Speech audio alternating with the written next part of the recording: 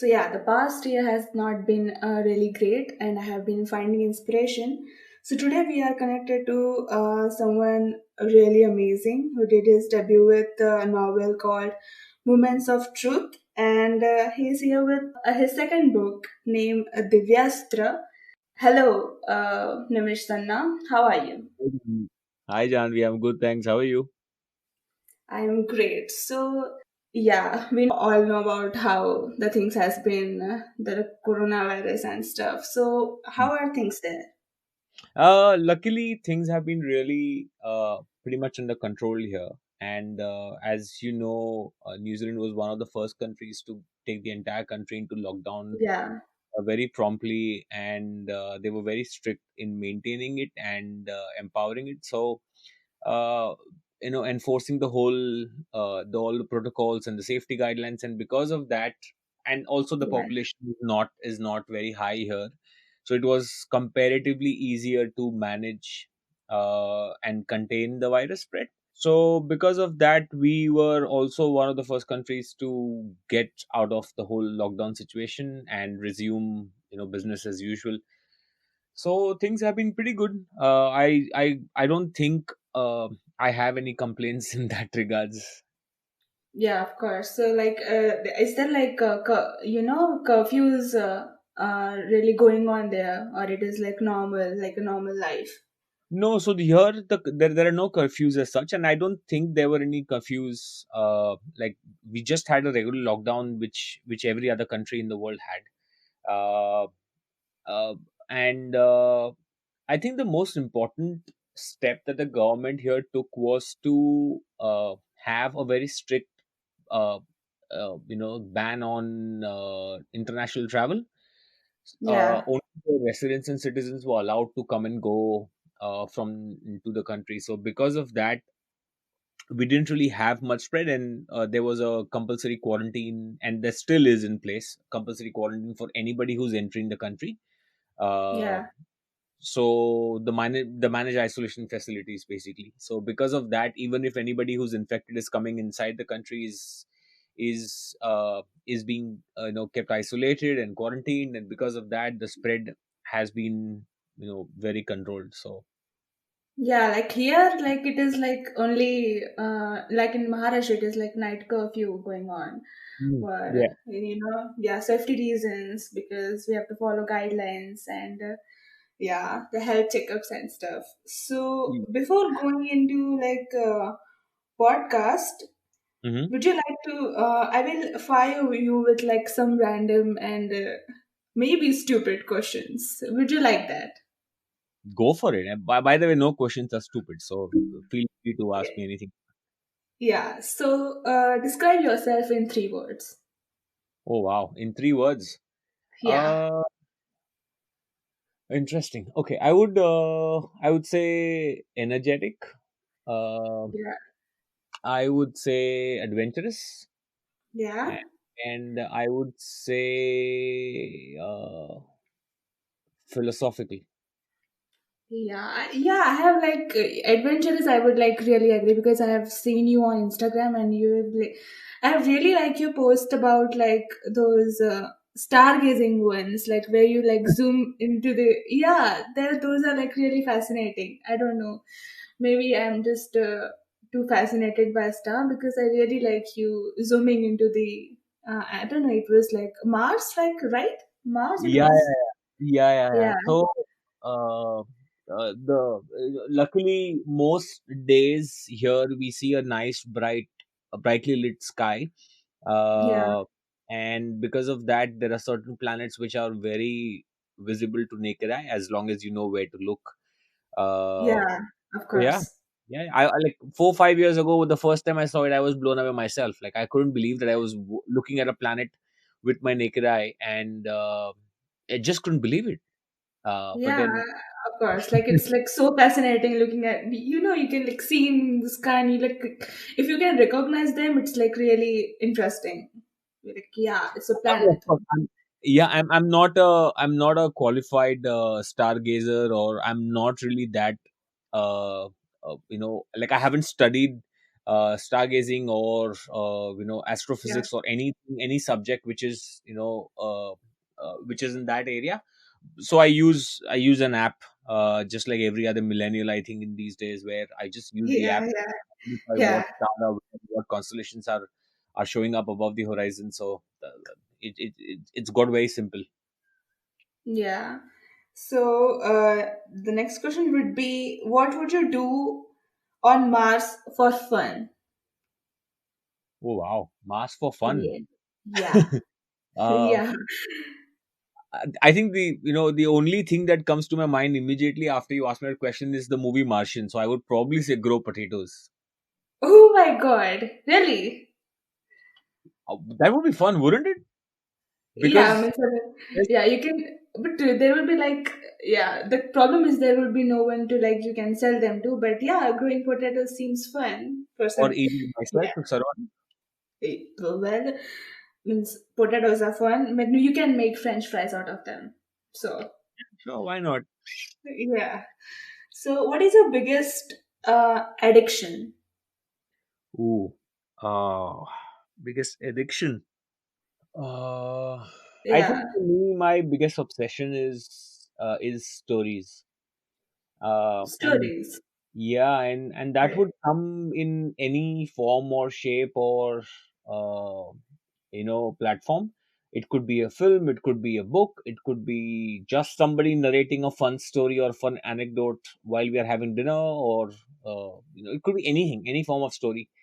uh, and I'm just very very obsessed with it, and especially the structure of it. So Yeah, of yeah, course. Like stories, like you like them in a person, like someone telling you stories, or you like read books for that them. yeah, either way. So it could, like I said, it could be a book, it could be someone telling me, it could be a film, it could be a TV show or a web show. It doesn't matter, just stories. Okay. So if you could trade lives with anyone for a day, who would be and why? Trade lives with somebody for a day. Yeah, yeah. uh Interesting. Can it be somebody who's alive, or can it be someone who's Anyone you can choose. hmm. I would probably trade lives with Hitler and kill myself earlier Why is that? Why? because of the whole Holocaust and the whole genocide that man created. And so yeah, I would Yeah, that seems fascinating because yeah, because lots of people I have heard interesting stuff about Hitler from like lots of and about like yeah the history books in school like so yeah Hmm, so that was interesting answer. hmm. So where would you go if you were invisible? If I was invisible, where would I go? Yeah, uh, I don't think I would go anywhere. Like that's the first thing. I would just stay wherever I am and just have fun with it, because there's so much that I can do by just staying in one place. I would have fun. yeah. I would pull off so many pranks on people around me, like so many of them. Oh So yes, yeah. hmm, Being invisible, yeah, because pranksters have that. Yeah, they have to hide cameras and stuff. But if you're invisible, that would be a lot easier, I think. hmm, hmm. Yeah. So, what is the thing you are most afraid of? Uh, I think I'm most afraid of getting to a point in my life uh, where I'm not, when I realize that I have not been able to or live life or do things that I wanted to do or I want to do. Yeah, So that it's means the yeah, that seems feeling of yeah. inability to not do a certain thing would be like really heartbreaking for me. That was yeah. That seems awful. And if you were a hero, and you could have any power, like any power in the world, what power would you choose? Like, what would be your sign power? I would kill all the other superheroes in the world and just be the only superhero left. Wouldn't you want like superhero friends? No, I honestly, I'm not a big fan of the superhero culture. Uh, Okay. yeah, I'm not really. So if I if I have all the power in the world, then I would probably just kill all the others. Like you are a screenplay writer and you know you love stories, but don't you love like those fantasy superhero stories which like you know superheroes they're gonna Uh, save the world. yeah, see, so there are two different elements here. Okay, so one is the fantasy element of it, which is definitely something that we all as humans have innately, embedded into our DNA. We Yeah, all, because it gives you power of imagination, and that is what has led humanity to evolve and basically come up to a stage like this. uh, but the other element of it, where how the whole superhero uh, culture into stories, that whole myth of a superhero with all these powers, I think they have been exploited so much that it's come to a saturation point. And honestly, if you look at it now, anybody can literally create any superhero out of the blue. yeah, And if it is, most of them are really not well made. yeah, like uh, yeah, yeah. of course. Yeah. And Like if you see the whole movie culture also in Hollywood, for example, in Western cinema, most of the tentpole movies now are all about superheroes and superpowers. Uh, but what about the other regular human stories that used to inspire us? Like it's a different debate altogether. It just also a more of a personal opinion, where I don't really enjoy that, because it also becomes very easy uh, for the character. When the character yeah, has, the thing is, when you are showing a character with supernatural, super strong powers about flying, or with fire, or with wind and whatnot, and then yeah, you show, so you already make the character so infallible and so strong that there's nothing that this person cannot achieve. And then yeah, you yes, show an inner journey about some relationship which is not working, has father issues, has mother issues, has girlfriend issues, that character, that yeah, yeah, thing feels very small uh, in comparison to what the powers this character has. So that imbalance itself kind of takes me away, takes me out of the story. I'm not yeah, emotionally invested. I don't feel myself emotionally invested in a story like that, and that is where this opinion of mine stems from. And yeah. I'm not really a fan of it. Yeah, like maybe consider you have changed someone opinion. Like yeah, like you made me think like yeah, like you are right in a way. So I get you where you're coming from. Hmm. So this podcast is like really about knowing a writer's journey, and we tend to be like going through like what is the process of writing and what is essential for writing and who like someone who is like writing in their first book what should they do. So like we have come up with some questions that can help our listeners who are trying to see their future as writing. Mm-hmm. So uh, I wanted to ask you, when and how did you realize you want to be a writer? Uh, well, that takes me back down memory lane. I I started writing around 2012, and Okay, yeah. that process was primarily a very therapeutic process for me, because I was going through uh, a phase of depression in my own personal life, and Oh, I was yeah. also seeing a psychiatrist at that point of time. And so writing became a healing process for me to come out of it.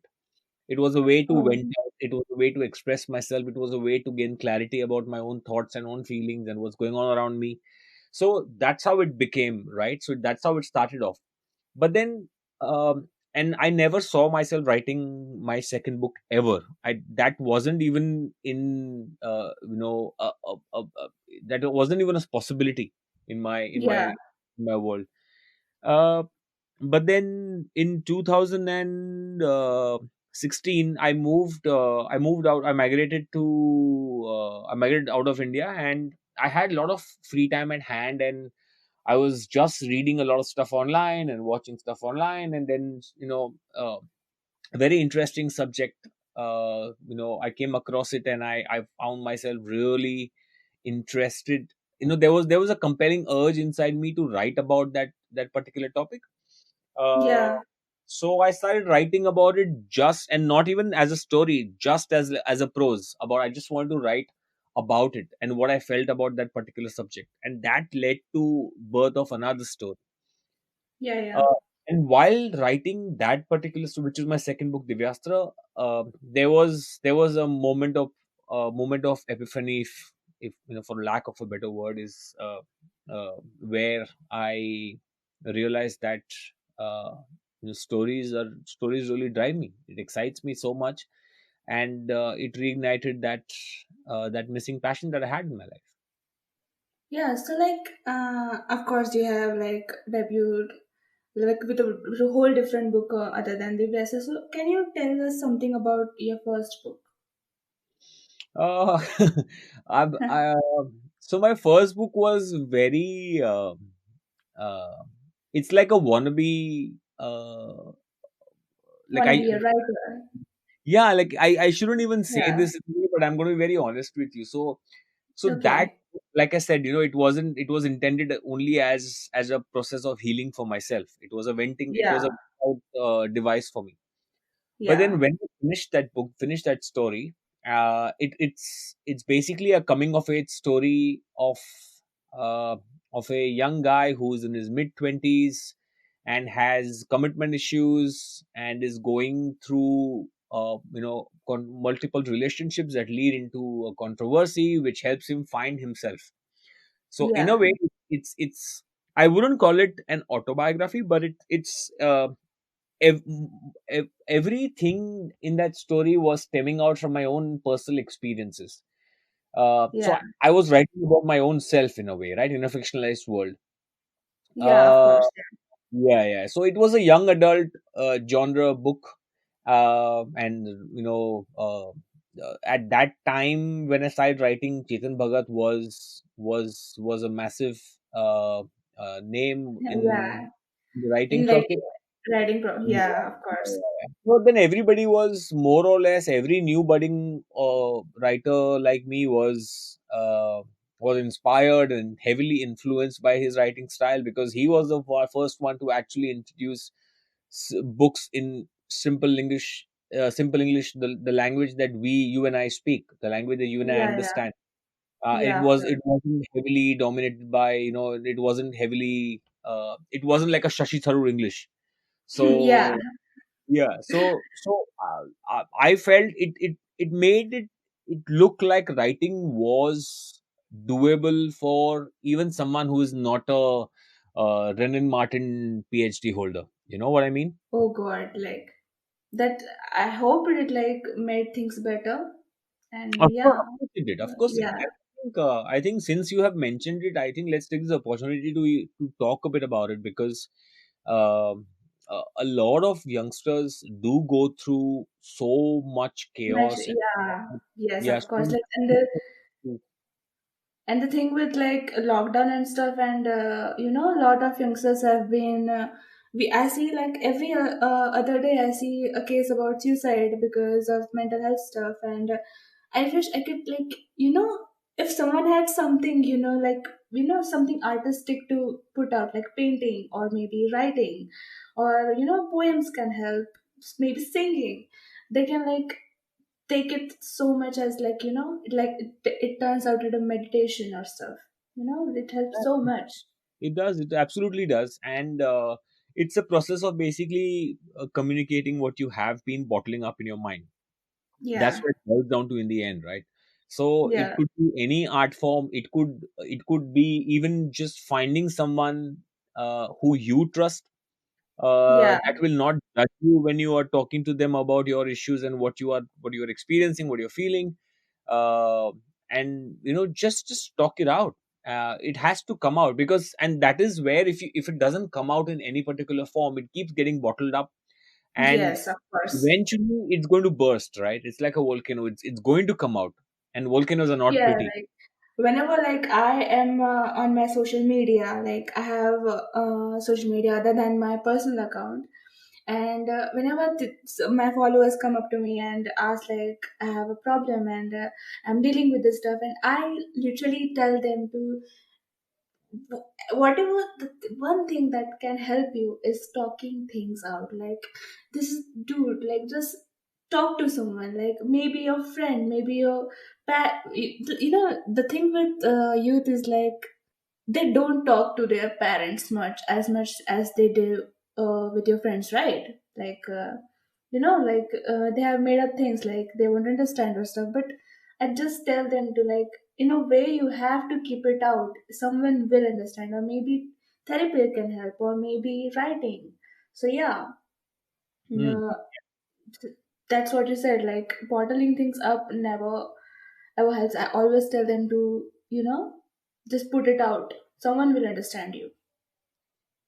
Yeah, but see, that is where I think also part of the problem lies, because when you say just put it out there and someone will understand, means that you basically put it out in front of the world and hope that somebody understands you. But that's not what I was talking about. I'm basically referring to finding someone that you trust and you're absolutely comfortable talking to. And Yeah, yeah. I think the responsibility lies a lot more in the opposite person, the person who's listening to you, because uh, if that person starts judging and starts giving you advice and starts giving you solutions, that is where I think, you know, uh, people who are going through mental health issues kind of start going back into the shell, because they realize that they were not looking out for solutions. They're not looking out for somebody to judge them. They just want to talk about it. Yes, that's that they want to be, just sit beside me and listen to me, and just I don't want, I know things, I don't want advice from you, just sit there, listen to me, and just Yeah, you know yeah, yeah, just want like to be heard. Exactly. yeah, because that helps so much, because sometimes the thing is we don't want to be advised. We just want things to be like, yeah, just tell me you understand me, hug me maybe, but just sit there and listen to me for a while. Yeah, That what yeah, matters. absolutely. So yeah, what advice would you give someone who's who is like you, like sees writing as their uh putting their things out, like is there a you think that it should turn into a book, or it should be like it's okay if it stays up to them, or it should be a book, or something like that? What advice would you give them? See, it really depends. I can only talk about I can only talk from my experience. So the my first book which I wrote, which was, like I said again, it wasn't meant to be a book in the first place. It was like a dear diary kind of situation where I was just writing Yes. about my experiences. But when I started writing everything out, right now, once everything that I had bottled up inside me was out, and I was able to see it objectively after that, uh, that kind of I started seeing a very interesting story in there.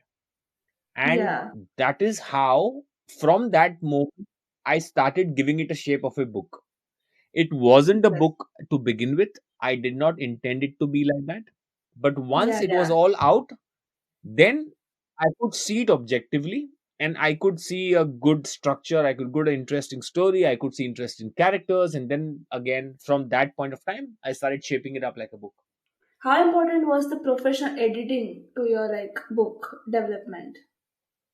I think it was very important. And like I said, like I'm not a literary genius, or I'm not even a very very articulative person in terms of uh, the literary world. So I always find it difficult, and I need a second set of eyes to kind of uh, you know do all the necessary grammatical corrections to it, give because I tend to write very long complex statements which are Yeah. not very friendly to a good reading experience. Yes, So yes. I need an editor to sit down and basically go through that and shorten the sentences and make it much more crisp and stuff like that. But all that, Yeah. I think it all that uh, develops as you write more and more. Yeah, like the grammatical like the grammatical stuff, and the when to take a pause. Yeah, of course. So like have you before putting it out to like a real editor, have you approached to someone, to your close friends, that is it like worth publishing, or have you let your book to someone before taking a professional help? Yeah, yes, I did, and that is how I was told. Like I got the validation from my friends that this is an interesting story and it can be a good book. Uh, so I showed it to my friends. I narrated to them. They read it. Did you have someone to give you honest critics? Like, did someone tell you like mend a chapter like this, like turn the character like this, kill this character, or something like that, make it more Yeah, interesting? yes, yes. I did have conversations similar to this, not exactly about killing characters, but I did have Yeah, similar conversations with my friends where we discussed different. In fact, one there's one particular twist that happens in the end of Moments of Truth, and I was yeah, struggling to crack that twist open, and I had a very long conversation with a very close friend of mine, and we were discussing through the entire plot, the structure, and the characters, and everything, and then eventually it came to a point where, after a lot of talking and brainstorming, we reached a point we were able to find that nugget of twist in that story. So, yeah. Yeah, of course. Picture this: that you feel uninspired and you have sat at the computer for an hour without conquering any words. So how do you get your creativity flowing? uh,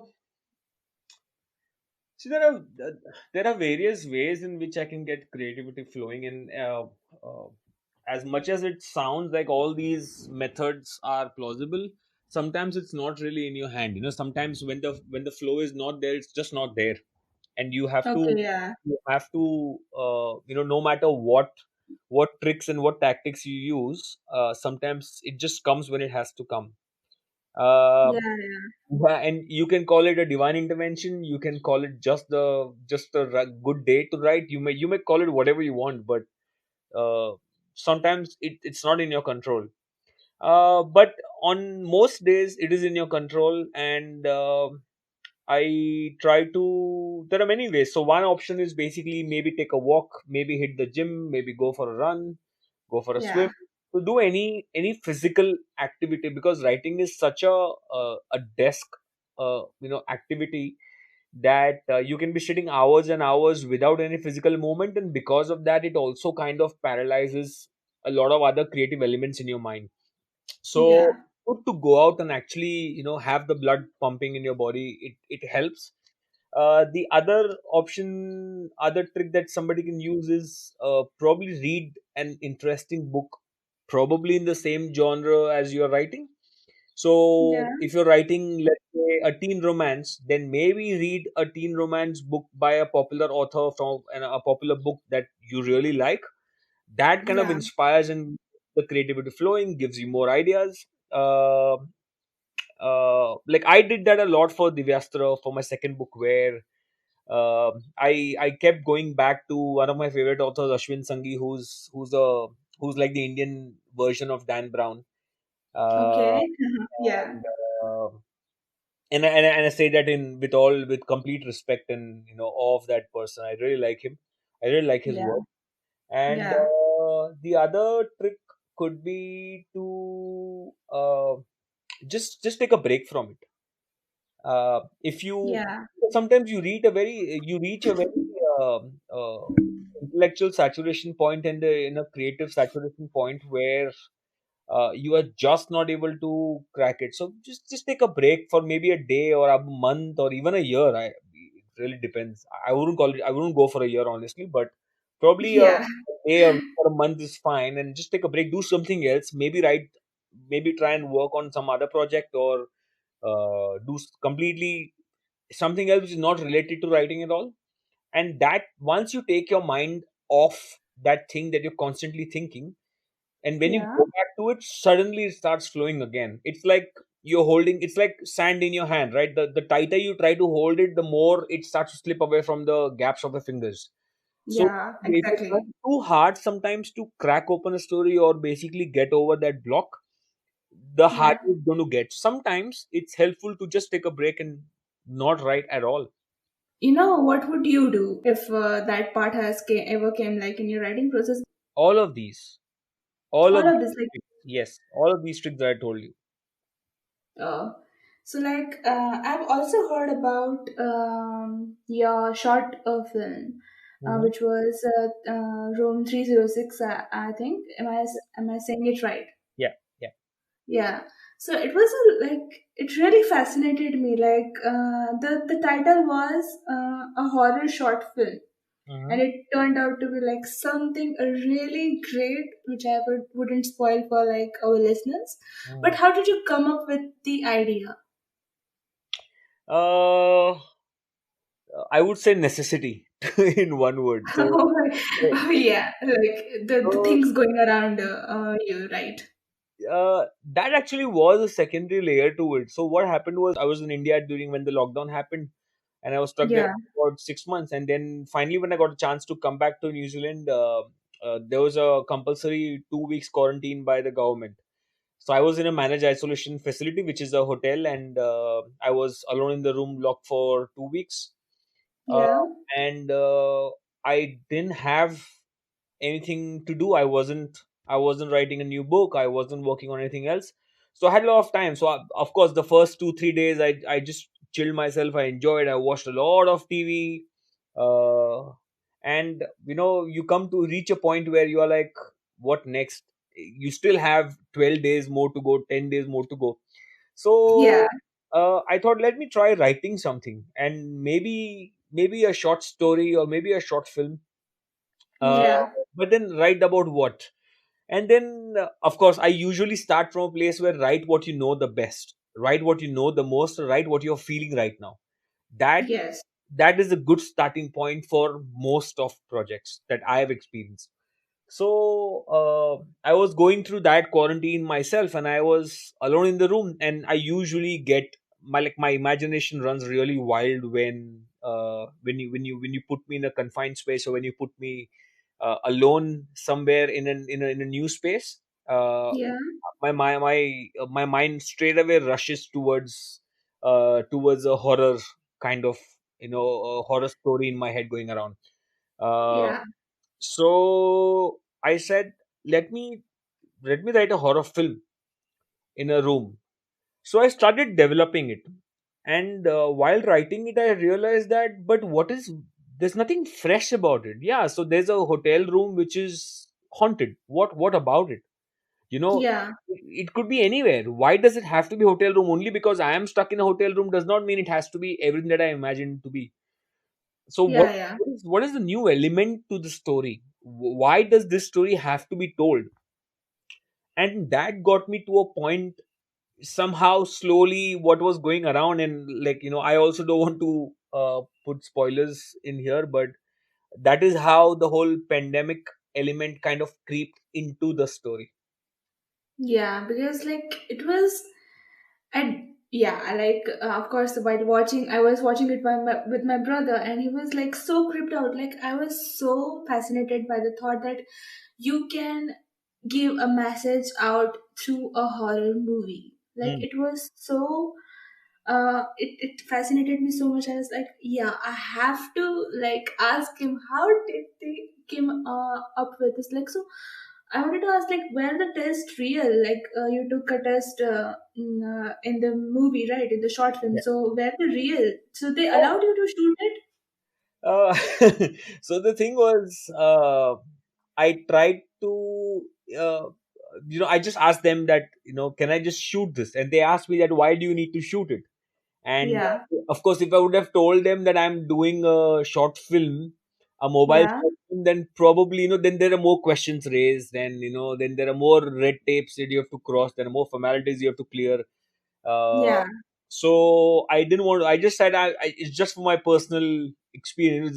It's the first time and hopefully the last time I'm ever going to take a Oh, film. yes, of course. So it's a Jesus, of new course. experience. So I just want to record it. I just want to document it. So they said, Yeah. okay, it's fine, go for it. So then I did it. Okay. So, what was the like procedure of putting that film out? You mean releasing it and Yeah, distributing? yeah. Like, yes, yes. Okay, so honestly, I just like I said, it started off as a project for me to utilize a lot of free time I had in my hand. Once I Yeah. wrote it, then I thought, why not shoot it? And then, of course, I didn't have any fancy cameras with me. I just had my smartphone with me, so I shot and I was the only person in the room, so I had to shoot it, I had to direct it, I had to edit it. Everything was like a one man show. So I did Yeah. all of that, and it was again like a I thought I'll just share it with a few friends and put it on social media, and that's about it.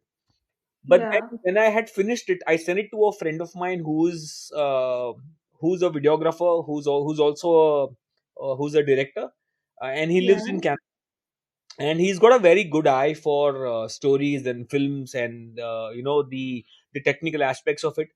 So I sent it to him, and he really liked it. So he Yeah. said, "This is great. You should put it out." And that kind of boosted my confidence that this is something uh, that is just. It doesn't look just like a student film project. It's not. It doesn't look very amateurish, and it has some potential to. It has Yes, of some legs. course.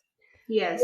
I put it out on YouTube, and then I got really great responses. People were talking about it. People were liking it. And this was still all my friends, family, and the uh, all that inner circle of people that I knew. So people that knew Yes. me, people I know. So Yeah. and then I came across this company called Pocket Films in India, who basically, if you have a good short film, they would take it up and they would uh, put it on their YouTube channel, and they would host Yeah. it there. And because they have a massive subscriber base of about I think about 2.5 or 3 million subscribers, you get a Yes. lot of eyeballs without you investing money in trying to market the film. Oh, So I yes, of reached course. out So, to them. Yeah, so I reached out to them, and I sent my film, and they liked it, and they said, "Yeah, we'll take it up." And they took it up, and we signed a deal, and they have the rights of distribution in India now, digital. oh, great. Yeah, so it's Yeah. on their channel now. It was like the best, one of the best horror short film I have ever seen. To be honest, like, yeah, I was so into it, and the way you shorted it, like, I was quite sure it was like, yeah, it was like one man army. You had didn't have anyone around, but it seemed like someone was with you on the call. So how did you did that? It was voiceover. I was acting. I was talking to somebody on the phone, and everything was voiceover. So my wife was here, right? So I sent her lines on my phone, and I asked her to say the same line in two, three different ways, and Yeah. record it and send it to me. And then, Okay. and then out of those two, three versions or two, three takes, whichever was the best one, I used that version. Okay. Okay. So okay, now I get it. So I was like, you were, yeah, of course. So I wanted to ask you, what difference do you see between authors and screenplay writers? Uh, a massive difference, to be honest. Because both are completely different skills, different expertise. Yeah. When you're writing, and I'll give you a very simple example. Okay, so if you're writing about uh, let's say you're writing about a guy drinking tea in a room. Okay, Yeah. that's a simple scene. Very, very simple scene, right? Now, in your Yes, head, yes. when you're writing, when you're visualizing it, when you're writing this particular scene in a book, you have to describe the room, you have to describe the color of the walls, you have to describe the color of the curtains, the texture, the mood of the scene, the character, what the Yeah. character is wearing, how does the character look, what kind of cup is he drinking tea in, is the tea hot? Are there vapors coming out of it? Blah blah blah. There are so many things, right? And Yeah. you might take about 2 to 3 pages in just describing the scenario, describing the Yes. situation, and how he drinks tea, and all of those elements, right? But when Yeah. you write for screen, this whole thing in one single line, it is wrapped up. You can write the whole thing in one single line. Okay. So, can you like put out a format? Like, how would you write it in a, like, do you write screenplay writers? Do they write in like a dialogue forms, like a scene? A person is drinking tea, cut, and then they start with the dialogues, like the first person and the second person. So screenplay writing has its own is a very format oriented skill set, art Yeah. form actually, where there is there's a particular format and there's an industry standard format that you have. Yeah. You can download easily from the internet, or maybe if you pick up any script that's available online, you will see that all of them follow a particular structure. So to put it out simply, there are 5 elements of a script, a standard script. So first is called a slug line, which is Yeah. basically you describe interior or exterior, and then you describe the location of. So for example, it could be interior, bedroom, day, which you Yeah. are, whether it's a day shot or a night shot. The second Okay. element of it is action, where you describe what is happening in the scene. So a guy sits on a chair, picks up the cup and drinks tea. So that is Okay. action. The next Yeah. element of it is the character, where you basically mention the character, and then there's a dialogue part. Uh, Yeah. Yeah. Character is there a voiceover, or is the character speaking to somebody? So all that description comes there, and then you have a dialogue part. And between this character and the dialogue part, the fifth element is called a parenthetical, which basically means that while doing that action or while saying that dialogue, is there anything the character is also hinting at subtextually, or is Yeah. there expression that's going on, or is there a particular way? For example, somebody says something in a sarcastic tone, you can mention that sarcastically. So this character is Yeah. saying this sarcastically, or he is also pouring water in a glass while saying this. So all of this Okay. comes as a part of the parenthetical. So these are 5 elements of a standard screenplay structure. Okay, yeah. So, what advice would you give to like a startup writer who is like writing their first book? Writing their first book. Yeah. Uh, I would probably say find your own voice. Oh, Yeah. like I have heard people saying, find your own story. Like, what in? Can you describe what is find your own voice? Uh, See, find your own story, find your own voice kind of falls in the same line of thought, where uh, Yeah. when I say that, uh, I would probably say find your own interpretation of the story. I think that's a better way to look at it. Where if you're writing a particular story, now every story has been told a million times. Okay, honestly, if you Yeah. everything that's out there in the world today, uh, there is nothing 100% original. Everything is Yeah. Of course. derived and influenced and inspired from something or the other, some or the other story. It's basically, Yeah. how they say it. There's a popular book on screenwriting called Save the Cat by Blake Snyder, where he says that uh, give me the same but differently. So it's that everything is kind of derived from everything else. So but your individual take on that story, your interpretation of that story, is the only unique thing. You as the writer is the only unique thing about that particular story. Yeah, exactly. So you need Like, to find your own interpretation, your own views, your own opinions, and your take on it, basically.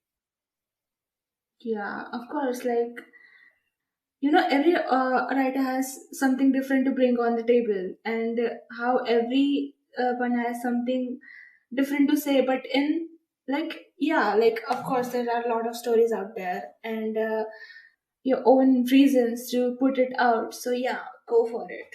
That's Yeah, that's what I followed. and Yeah, and start with what affects you the most at that point of time, or what has affected you in the past, or anything that has a strong impact on your conditioning, on your thought, yeah, on your personality, on the way, on how your perception of the world has been built upon. So right okay. right from that, that is where your true original story will come out. How hard it can be to write something you haven't felt, or maybe some there is a different character in your book, and maybe it is a different gender other than you. So how difficult it is to write something that is not you, you think, like, how would you describe that? See, there are two things to this question. One is that you need to find something. Of course, say for example, if you're writing about, let's say I am writing about a female protagonist in my story. Okay. Now, Yeah. I am not a female. I haven't lived a single second in the life in the shoes of a girl, so I Yeah. really don't know what that person is going through. But the story that I'm writing about has or would have certain elements, certain situations, certain circumstances, certain conflicts that I have experienced, or similar conflicts that I've experienced in my life. Yeah. I need to pull out emotions or experiences out of that experience of that I have had, and try and see now this character from that lens. Yes, of course. Like, So, yeah. to give you another example, the other part of this answer is, let's say you're writing a film about a space astronaut. Okay, Okay. Yeah. the whole Yeah. story set in space. Now, I have never been in space, as much as I would love. Yeah. Yeah. Unfortunately, I've never been in space. Okay, so I, Yeah. I really don't know how it feels, but I have read Yeah. about, I have seen all about it, and I understand it, but I have not really experienced it. So does that mean that I should never write about it? No, of course not. You can and you should. But what I need to bring in is, say for example, if I have been now space, if you see, is an alien environment. It is an Yes. environment not conducive to humans, Hmm. physiologically, biologically. So I need to find, maybe I have been, let's say I'm claustrophobic, and Yes. I get really claustrophobic in an elevator, and I'm stuck in an elevator for say 10 hours. Okay. Okay, now that particular experience, if that is the only experience I've had in my life, I will need to try and somehow bring similarities or pull out similar kind of feelings that I've had while I was stuck in the elevator, as to what the this character would be feeling in space. First of all, completely cut off from the world. Second off, Okay. completely alienated. Third, you also are restricted in a very, so in a space astronaut would be confined in a space suit. You Yeah. do not have a single kind of tear in your suit, because if you Yeah. have that, you're going to die. Yeah. Yeah. Of So course. those kind of feelings I have to bring. I have to find similarities of what I was feeling here, and I have to transfer it to what this person might be feeling over there.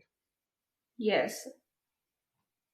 Yeah, I So, don't think like, I gave you the most apt example here, but I think it paints a decent picture to understand what I'm getting at.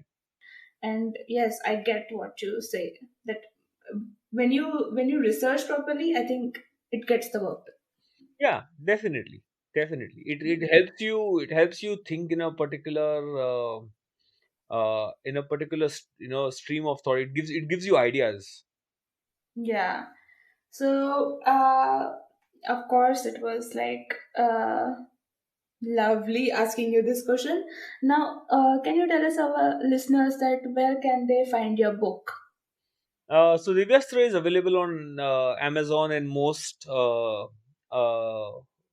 popular all these standard online platforms where you can buy books. Uh, Yeah. yeah, so Amazon would be my go-to, honestly. Okay.